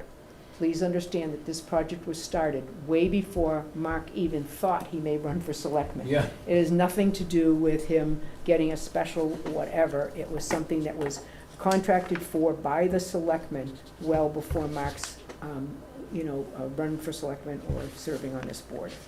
There are people who might view it otherwise, but that's the The truth of invoices it. are actually Yeah, dated before dated, that. yeah. And the contract is September 2021. Yeah, so I just want to make it clear for anybody who's sitting there saying, aha. Okay, we have some wage authorizations for various individuals, and those wage authorization forms from the police department have all been signed. The library assistant situation, again, a change that has been signed also by Joe Hood, who's just left. And the wage authorization for the new hire is listed here. And the wage authorization from the Barre Fire Department for Jason Pimento to his new rank of captain. And wage authorization of the town clerk, Catherine Flick, administrative assistant. And so we'll go through those individually. Sure. And seek one vote on all of them. The wage authorization from the police department for Tyler Hosley, part-time officer, to $22.59. Wage authorization for Russell St. Pierre, part-time officer, at $22.59.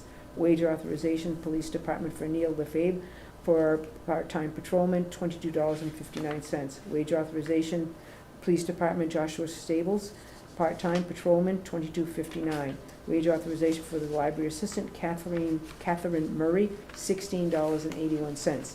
Wage authorization for the new hire, library assistant that we just voted, Michelle Pop, at $16.32. Wage authorization for the Barre Fire Department for Jason Pimento, new rank of captain, for $22.70.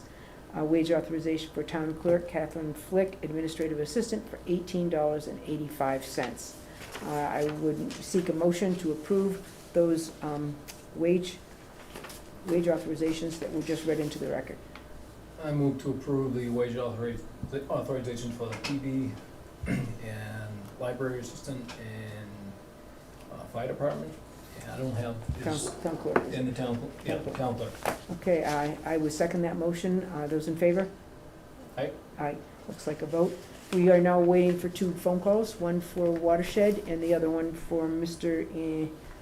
Iandoli on. So I haven't heard from the Watershed, and maybe it's time to, me to contact Mr. Iandoli, so you can have a conversation with him about his host community agreement. Yes. You have a copy of it in your packet, Yeah. along with a letter with him in terms of what changes he's seeking. So I'll do the same thing and call him. And remember, at the, we also have, under item 5J, we have Rick Degon concerning yes. the implementation of the videoing of meetings. So we have a few meetings tonight.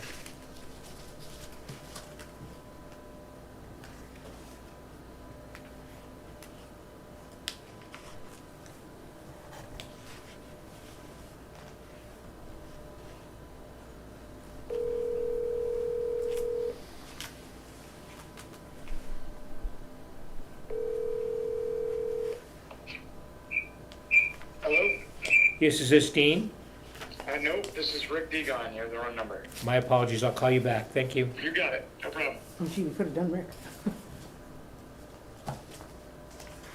I guess I didn't have that cup of coffee tonight like I should have.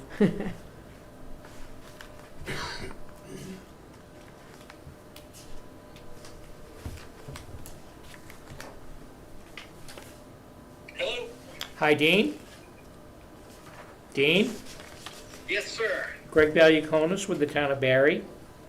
How are you, Greg? I'm good. I have you on speakerphone. I'm going to turn you over to the chairman, Maureen Marshall, and your public meeting, so just be aware of that when you speak. Thank you. Hi, Maureen. Hi, Dean, how are you? Are I'm you, fine. Thank you. How are you? oh, good. Is Hurricane Hillary doing a job on you, or you're good? No, we're good. That went through LA and up towards the desert. So we're getting a little sprinkle of rain, but we didn't get anything of it. Oh, that's good. Okay, I know you're calling to, I know you're calling to talk to us about your impact costs and those kinds of things. Yeah, well, yeah, I'm really calling to kind of follow up again to see if you have had any further discussions about this.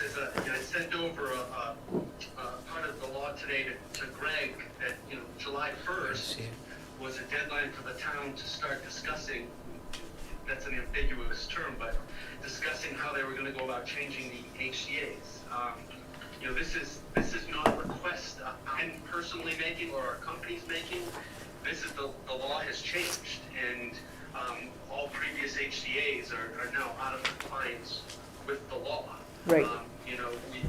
Fitchburg and Framingham they were pretty proactive. Of course, they both have town council. They both have an in-house council, but they both amended the HCA so that they're now in compliance with the new law. And It's really gonna become tricky when it comes time for our application renewal, which will be in November, because at that point, according to the way the law is written, the new law is written, the commission is gonna review all HCA's for compliance, and if they're not in compliance, they're not gonna issue licenses until they become compliant.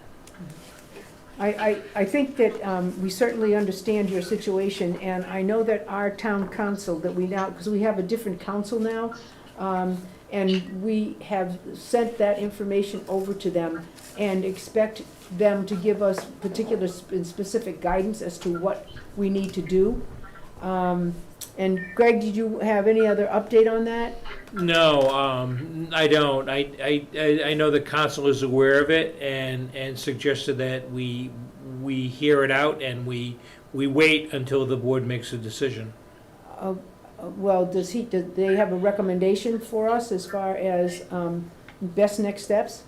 The recommendation of council is to wait until the Cannabis Control Commission completes and promulgates their regulations related to HCA's, which will take place later this fall, and not make any decisions pending actions of the Cannabis Control Commission amending the regulations. Okay, when are they supposed to be doing their, I mean, what I don't want to do is to make it impossible for Mr. Iandoli to go through a permitting process. I don't think that's fair to ask. So what I'm hoping for is we can talk with our town council and indicate to him the situation that we're in and see what he would recommend. Yeah. I did reach out to them. I provided a copy of the original HCA that was approved by the Board of Selectmen previously, and along with the recommendation that there be some changes, and the response back was that we wait until the Cannabis Control Commission promulgates their final regulations concerning changes to the HCA. Now, when is that supposed to happen at the state level? October? October? I can give you a little bit more insight into that. Okay. Yes, it was supposed to happen later this fall. Right. But their executive director just resigned and completely threw the commission into chaos with regard to this.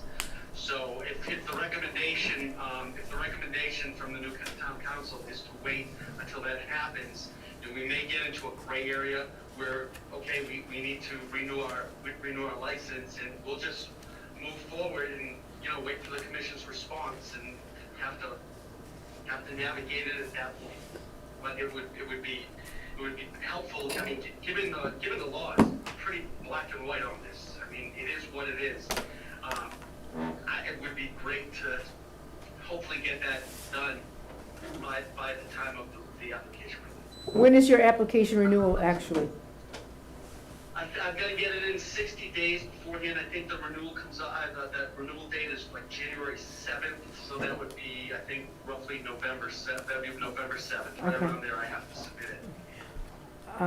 Well, certainly it'd be my recommendation and to have the board work with council to find out how we, if we can, expedite this, and if not, to work with at least our senator and our legislative people to say, what are we supposed to do with this? Because it's their responsibility to make sure that this stuff is done for people like you who are trying to seek licenses. I mean, we're... Yeah, I think they're out of it now, Maureen. I think, the legislative action's done. I mean, the law was passed and signed into action by Governor Baker, so that's there. Now it's like Greg said, it's the commission promulgating the rules.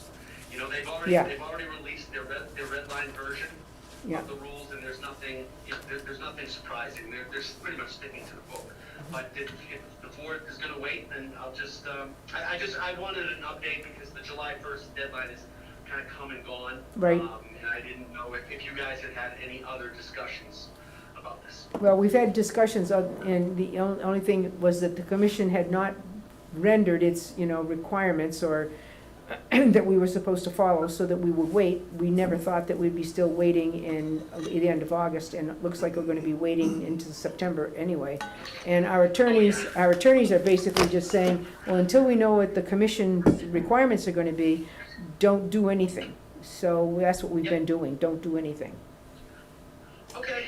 Well, I guess on our end, that's our that's how we're proceeding. I mean, you know that our business is just so heavily based on compliance. Exactly. Both, you know, on regulatory level, and through, you know, the actual rules promulgated for the industry.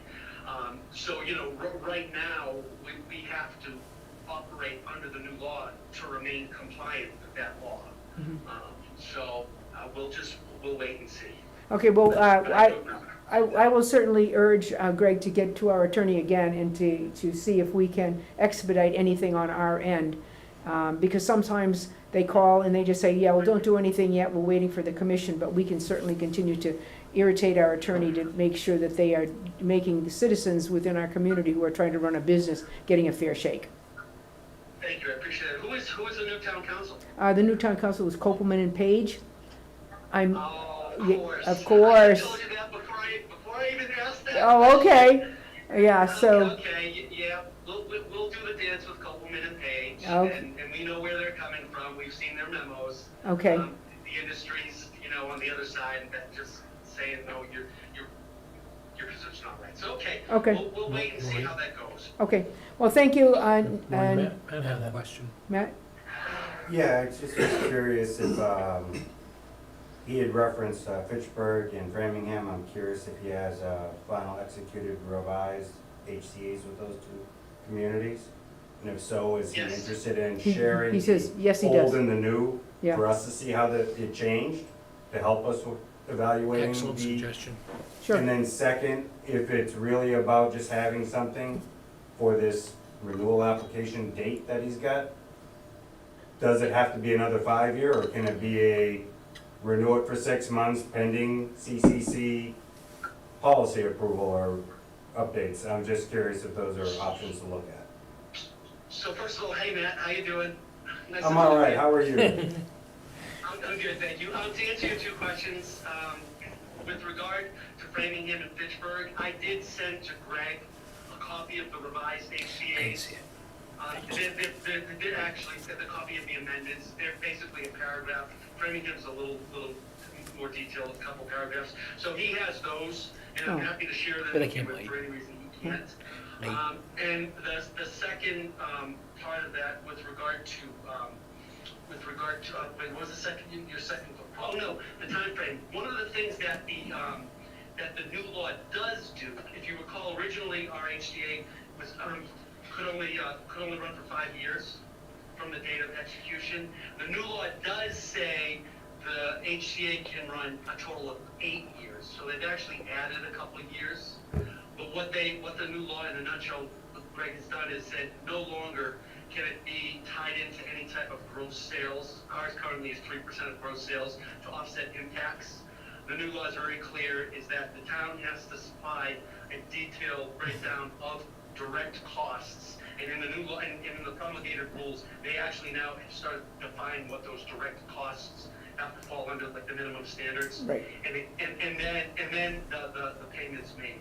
Right. So, you know, if the town incurs $10,000 worth of costs, well, you know, they supply us with that. If we have any questions, the new law says we can ask them and negotiate with the town if we don't agree with them, and, you know. Yeah. So that's how that's changed. Yeah. Okay, pretty much a reimbursable agreement. Mm.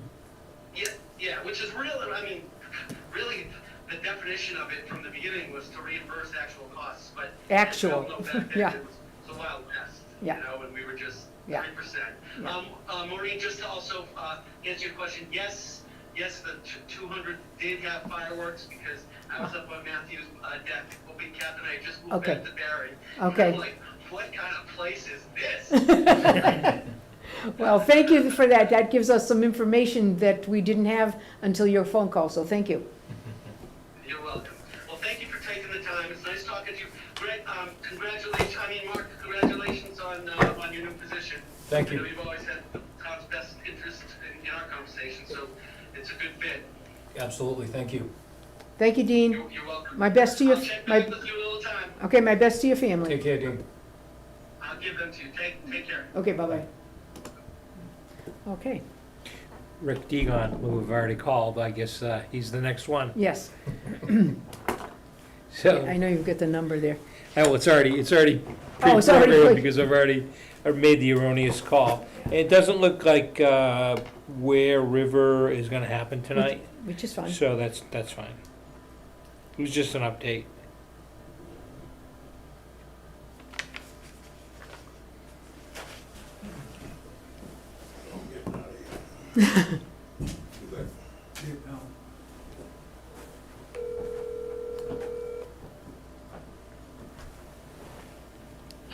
Hello? Hi, I think we've got the right person now to talk about what you and Sandy and I talked about, the implementation of videoing meetings in various rooms, and you were going to do some legwork for us, understanding what we actually would need and best next steps. Yep, you're speaking with the right person this time. Okay. Apologize. No problem. So as Maureen mentioned, we had a conversation a couple weeks ago. I don't remember the exact date, and since that conversation, I went off looking for vendors on the state bid list. Right. And you may or may not be surprised to hear this, but the state's website is very difficult to navigate and is sparse of information.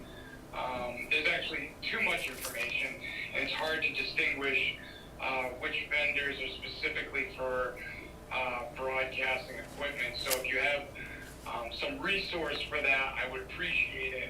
Okay. To help narrow down the search. Okay.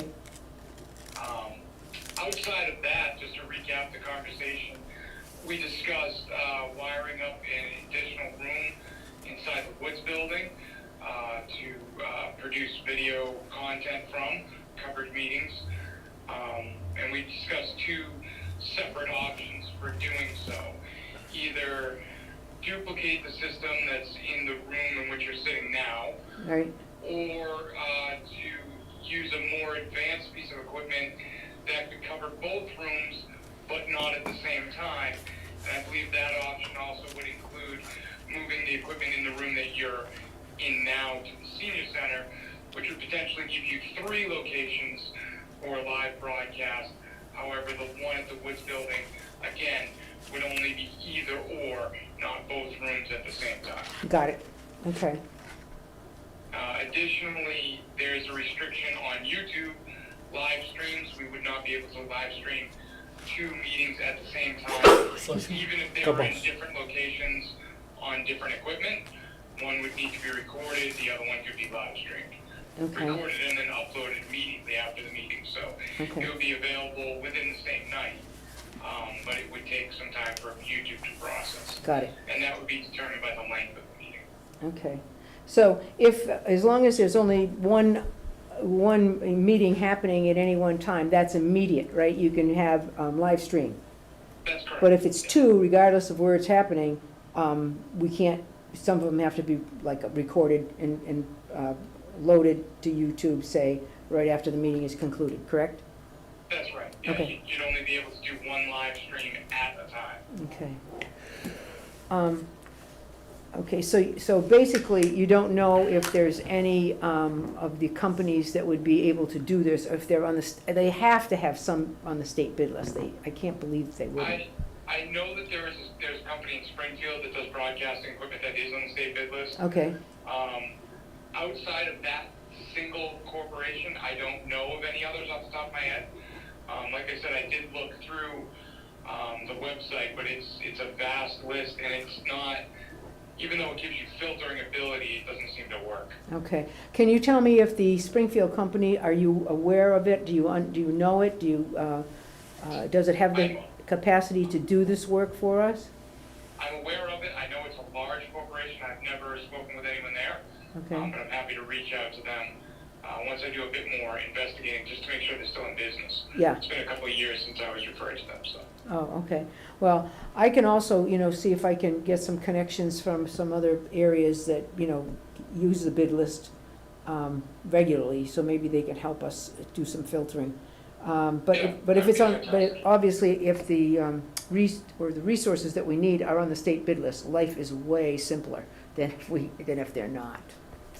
Right, and I think for sure, the option where we discussed upgrading the video switcher in that room Yeah. to handle multiple rooms in the building, that level of equipment probably is available on the state bid list. just for reference, the computer that's running the software that allows the switching ability and the live streaming, in that room, as I've told you, but for everybody else's knowledge, was a small corporation that was purchased by Vimeo. And now there is little to no support for the devices that were being built. And it's now just a piece of software that they sell on a subscription basis. Right, okay. Well, if you can do any further, outlook to see if you can find a companies or whatever, because you know what we're speccing. It's just, and then, so we just have to find the company that can provide it, hopefully on the state bid list, that is also willing and able to support the product once we get it. Yeah, the one thing that was not clear from our meeting was the end result. Were we going to look to move forward with the two-room single switcher solution, or were you looking to outfit the upstairs separately right away and then do some type of combination later, which I think were the two options? Well, and if that wasn't clear, please let me know. I'll try to restate it. Yeah, no, that's clear. I think that my concern is if we are going to have a system, that can do this job, okay? The selectmen's room is so tiny. For any kind of a reasonably large, kind of forum, public meeting or whatever, it's really not, it's great for a couple people to come in here, but if we want to have 30 people show up at a public hearing, it's not a good place. And so upstairs on the 3rd floor, there's absolutely a great space for that to happen. And I would think that, if we were able to take the broadcasting equipment out of our current location and move it to the senior center, that gives us a large setting, okay, to broadcast from. And obviously, that wouldn't cost us too much other than relocation. But I worry about the fact that we can't really get a lot of support for the broadcasting system we have in Henry Woods right now, right? Right. Okay. And so in that scenario where you're removing the equipment that's in use currently, you essentially need to replace everything in that room and then duplicate it on the 3rd floor. Right. With the exception of the most expensive part, which is nice, which is the switching device. Yeah. Okay, well, I mean, this is the first of, sort of a couple members of the board have heard, so we'll kind of continue to think about how we and what we want to do. If we want to have 3 areas where we can, have people, broadcast their meetings. Oftentimes, we only have 1 meeting a night, often. I think that's more typical than not. We did a couple weeks ago when there was a public hearing up in the planning board. We had a meeting here, and that was a problem. So what we'd like to do is have the best equipment we can, and we just got to get the people in the right room so that the meetings can be live streamed most of the time, and sometimes, recorded if that's the best we can do. Understood. Okay. Okay, Rick, thank you. Do you have any questions, Mark? Matt had a question. Oh, Matt? Yep. Do you remember what it was? Don't fall asleep on me. No, state contracts, you've got a couple options. Mhm. One is the Mass Higher Education Consortium. Mhm. You've also got potentially Sourcewell is another. Sourcewell? Sourcewell is another contract compendium, I guess, that's not the right word, consortium, that the state allows others to tag on to certain contracts. And then you do just have what's posted, I think through Combis or whatever, through their state contracts, just to give you. Yeah. I am familiar chasing those, because just working for the city of Worcester, it's just as bad. You're always looking for every last dime you can. Right. And the fastest way to do it, to avoid Okay. bidding in the timetable, and the cost to develop clean bid specs. I know. I mean, that's one of the difficulties here, I'm sure, we at least I'm assuming we don't have a budget set for like an audiovisual designer to go to a room, say, lay it out this way, and then now bid it, and now someone's gonna come in and tell you this is what it's gonna cost to put it all in. Yeah. Am I wrong? I mean, we probably. Well, we have some PEG money that we could have Rick work with us on that, But there's no question that we're trying very hard to, make it as cost-effective as we possibly can. Secondly, I received an email from CMRPC. Yeah, Central Mass Regional Planning. Yesterday. Mhm. I get them because of working for Worcester. I also have similar, again, it's not always, it's actually went to my Worcester email work address. But it also referenced IT grant funding, state funding for IT, other things like that that could potentially help supplement some of this. There was also something in there about municipal cable connectivity for municipal buildings. If I remember, there was 3 or 4 different categories. You're right, there was IT, and then there was the other one, and the more you've mentioned it, the more I'm wondering if our project might fit into that category. That's what I'm thinking, and if I'm not 100% certain, but I believe we have some equipment in Town Hall that is still running some of our TV, is that right, Rich? So the town hall basement is what we call the hub center for the town. And so that's where we are sending the signal out to the cable company for rebroadcast through the cable system. And I think sometimes that makes it out of sight, out of mind. Can anyone identify that location? Because I can. when we start, you know Yes. where it is. Because I certainly wouldn't want to be clearing out. No, this Grab is, that piece of this is equipment. in the town hall. Is where this It's is. the white Yeah, there's building. Yeah, there's a fiber connection. the real town, the real town hall. My apologies. Yeah, well, okay, Rick, I think that we have to make a decision about what we're trying to accomplish ultimately. Yes. And then to move forward, and I think we can do some stuff with Matt is suggesting, seeking to see if there's some grant application and information for us, but. Yep, sounds great. I'll continue the search of vendors on the state bid list. I'm at the point now where it's just gonna be pick up the phone and call and ask. Okay. Unless you guys have access to some type of list, and then from there, I'll just be waiting, for a decision on, the way that you'd like to move forward. Okay, And whether it's a separate unit completely upstairs, or a separate unit in another building, or whatever the plan is. And once we know that, then I'll be able to put together an equipment list, and we'll be able to move forward from there. okay. Thank you very much, Rick, and appreciate your help, and Of course. we will continue to make that decision, and I just know that John Dixon has been very interested and involved in that, and I don't want to make the decision, he's not here this evening, and so I would suspect I will get information to him and maybe have him call you as well. Yep, and that's fine. And anytime you guys are meeting, I am also here. Even Yes. though you don't see me, so you feel free to call me anytime. Thanks so much. Have Okay, a we'll have a talk nice to you evening. Yep, bye-bye. Bye. Thank you. Okay,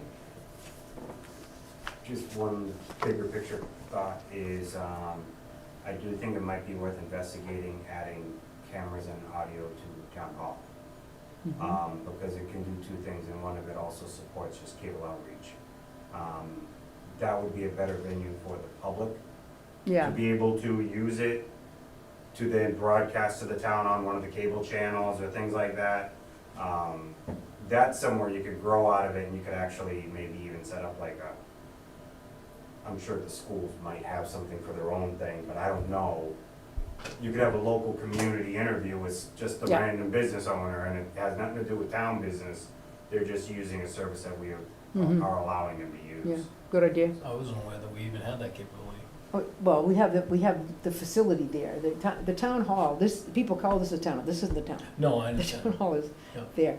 This is the municipal office building, I would say. But, yeah, the town hall has a very nice meeting place. It's a very nice building. Handicapped accessibility is a problem there. And I think almost restrictive, that's the problem. Because of the ramp that's in the back is so non-compliant that we got nailed on our, ADA compliance. Yeah, it's not long, it's too steep. Yeah, it's too steep. Well, in short, what is the scope of the equipment there, Matt? Like I said, I don't know much about it. What is there for equipment now? No. Nothing. Nothing. Oh, there is nothing? Nothing. Okay. Yeah, I mean, But it's it's a great- something that but really it's a could great- benefit Oh, for okay, a bigger alright. community benefit. But it's, he's perfect place, like he says, it's, the Oh, location, alright. there's not a lot of parking, but the municipal lot is pretty flexible in the evening and such, but, Oh, gotcha. Well, they do a lot of music programs like the Yeah. chorus, and, I forget the voice. yeah, Men of Song. You've approved that 100 times. But that's the thing, Yeah. is that then could then just be added to the local community broadcast Yeah. if they want. So, Well, and I know we're gonna have to talk about handicapped accessible at that town hall before, we have to do something there. And they have other, options now that they didn't have 10 years ago when they decided they would never use it again because it used to be a polling place yeah. there. Okay, I think we're at the end of our meeting. Other than, do you want to take action on that matter we spoke with town council earlier this evening about? Oh, yes, I do want to take action on that under old business, which is Yes. to ratify the contract from the DPW Oh, as yeah, you presented got to that, us yeah. by the Right. attorney. I was trying to be as vague as possible, I'm glad. Oh, no, the settlement agreement that has been presented to us between the town of Barre and the Teamsters Local 170 Barre DPW employees. Obviously, there's an agreement between us, and we have been in mediation and finally have come to a slight increase in CDL licensing of 25 cents an hour, hydraulics 15 cents an hour, 4G hydraulics 15 cents an hour, and there's a shift in the salary schedule in FY24, and then in FY25 a 2% increase on the salary schedule, and in FY26 a 2% increase on the salary schedule. Not everything we wanted, not everything they wanted, but we think a good agreement for us moving forward. I know it seems like not a lot, but it took us a long time to get here. And I certainly seek a motion to approve the settlement agreement by and between the town of Barre and the Teamsters Union Local 170 and the Barre DPW employees.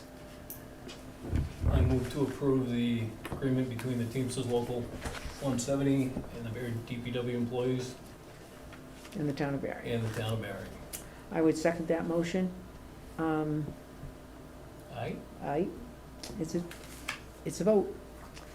And again, it's gonna be a retroactive thing, so we're gonna go to a town meeting for the final approval of this contract. We're still in mediation with the police department, and we're hopeful that maybe by, we're hoping that the special town meeting will be in between the, shall we say, what is it, we have the primaries I think it's in October, and then we have, Well, yeah, the 10th or the something, 10th, I think. I'll go with that. And then we have the election for our senator in November, so we're gonna probably sandwich a town meeting in between there. I'll talk with Ellen about specifics of what's best. Thank you, Greg, for urging me on with that. I know we just met with the attorney before the meeting, so. We have a contract, they've already approved, they've ratified, so we now have a contract with the DPW department.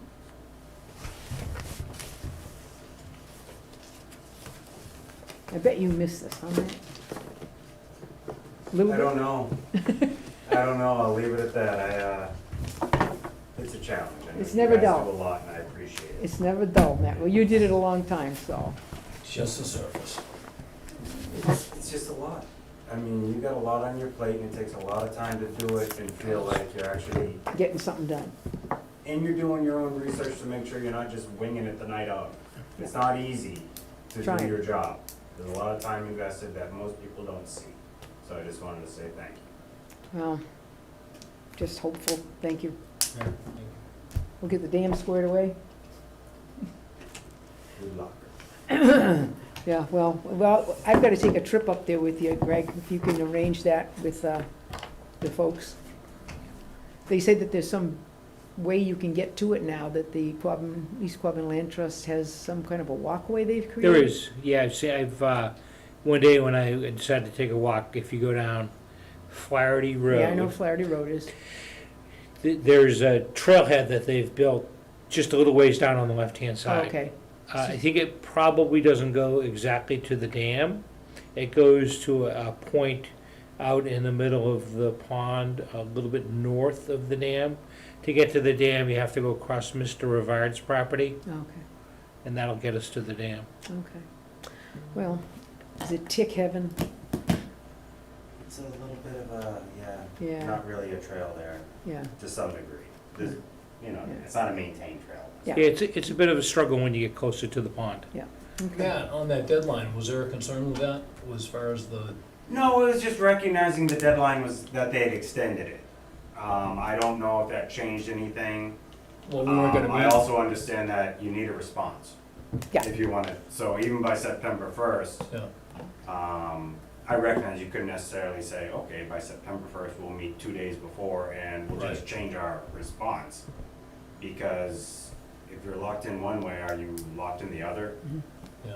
So the concern obviously is you'll do your best, and if Well, I think they're aware and within a few weeks it'll- after, they can It'll work maybe out. modify an application Yeah. already received Yeah. to say, let's go this way instead of that way.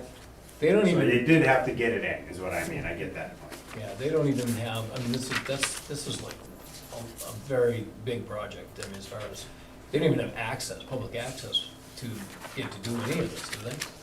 Well, I mean, this is, yeah, they claim within the documents provided by the state, there is no public access. Right, my understanding the state has to require that. Yeah. right, Which no Which public is- access directly to the dam. no. Yeah, so, which is what, you so know, that's the issue, I mean, from their perspective, right, so. You know, but that would draw it Could out. we- I don't let's know just if that's adjourn the fair meeting. to say. Sandy, There's not we- easy public let's access. just adjourn. Motion to adjourn? Although Move to adjourn. public access certainly Okay. makes the I idea of Second that motion, we're maintaining adjourned. the dam more attractive. Sandy, you can shut it down. Because it